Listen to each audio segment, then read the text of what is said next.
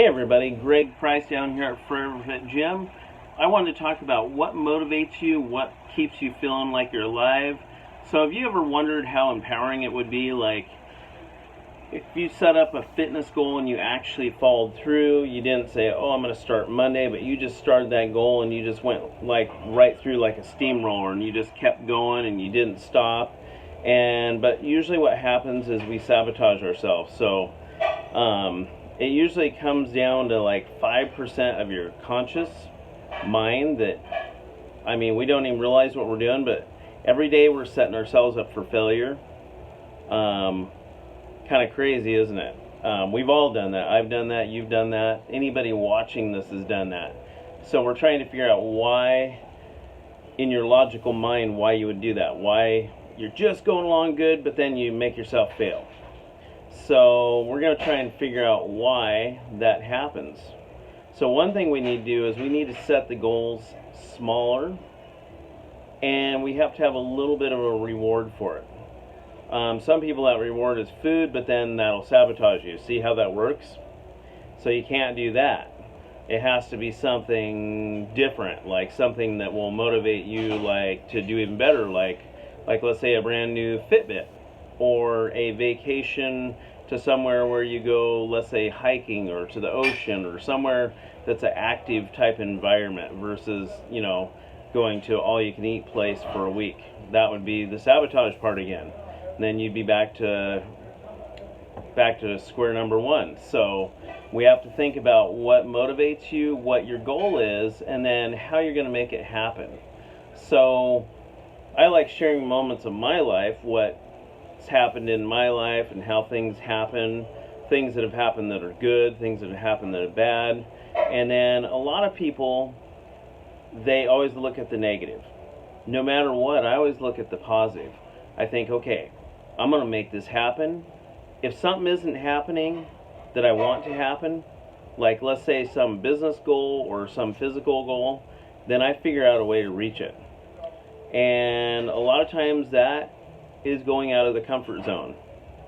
Like sitting here talking on camera, this is not necessarily something I would have done years ago, but people need help. It's like you guys, if you're a trainer, you have to get out of that mindset and you have to go out there and help people, because they're not going to come running to you. You have to go get them. So it's like me. I want people to know about fitness. I want them to feel better about fitness. And it's one of these things, unless you let them know that you can help them, they're going to have these ideas that, oh gee, a trainer, they're going to yell at me, or they're going to go, come on, 20 more. And then if you don't do it, you're going to be mad and you're going to say, don't come back. No, that's not what a trainer does. A trainer actually helps them with their mind. But the problem is, a lot of you guys watching, your trainers, gym owners, and you have to get motivated yourselves. Okay? So like me, every day I wake up, there's a plan in my mind that I'm going to do. I might not reach that plan, but the plan is, if I don't reach it on Monday or Tuesday, by the end of the week, I am going to reach that plan. So I am programming my mind for success. Sometimes it doesn't happen that way, but at least I'm trying to program it that way. So see, if you don't program yourself for success, you will fail. And why do we do this to ourselves? I'm not exactly sure. They've done lots of studies on it. There's lots of reasons for it. Part of it's people feel inadequate, and like people that try to quit smoking, it takes willpower.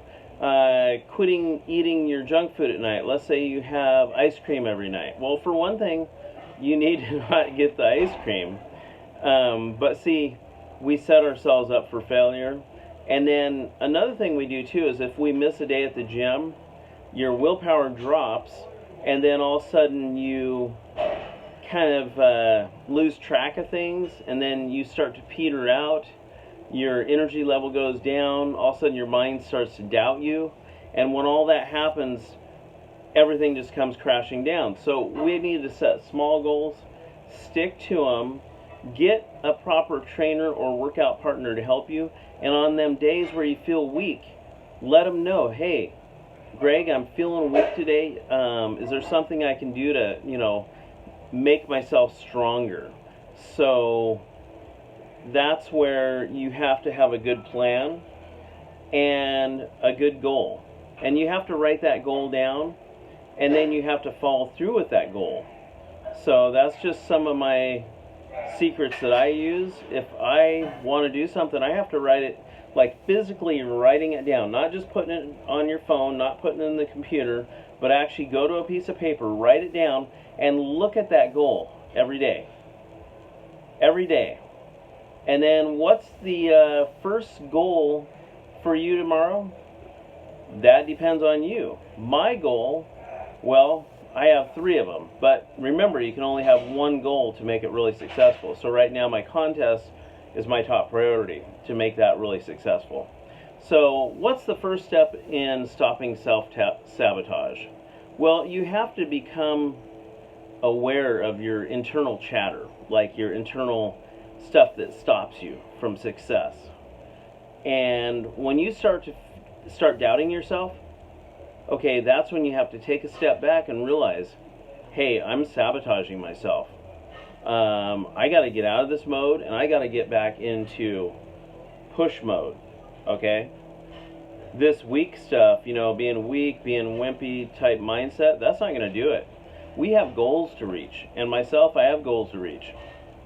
And there's some days where that happens, and then, like I said, the first thing you want to do is set small, realistic goals, break them down step by step, and then actions, put them into action. Just don't talk about them, just don't write them down, but actually put them into action. Go to the gym, and the biggest thing with the gym is don't even think about like your progress, just show up. Then do the workout. Because if you don't make it there, you're not going to make progress. So you really have to take it to the next level and quit sabotaging yourself. Think about what you're doing to yourself. And remember, this is a learned behavior. So if you keep sabotaging yourself, more than likely you will sabotage yourself. And you actually know that in the back of your mind. You know that you probably won't follow through. You know you'll go gung-ho to start with. And that's where you have to set small goals, reach them, okay? Now that you reach that goal's gone.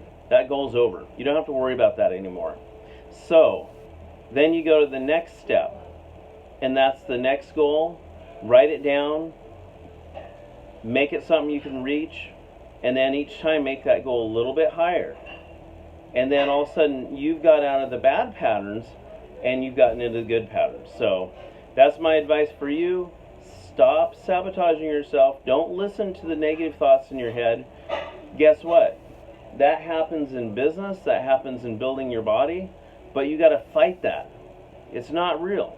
I mean, it's your mind. It's your mind trying to make you go back to that easy, comfortable place. You don't want to be comfortable. You want to be successful. There you go.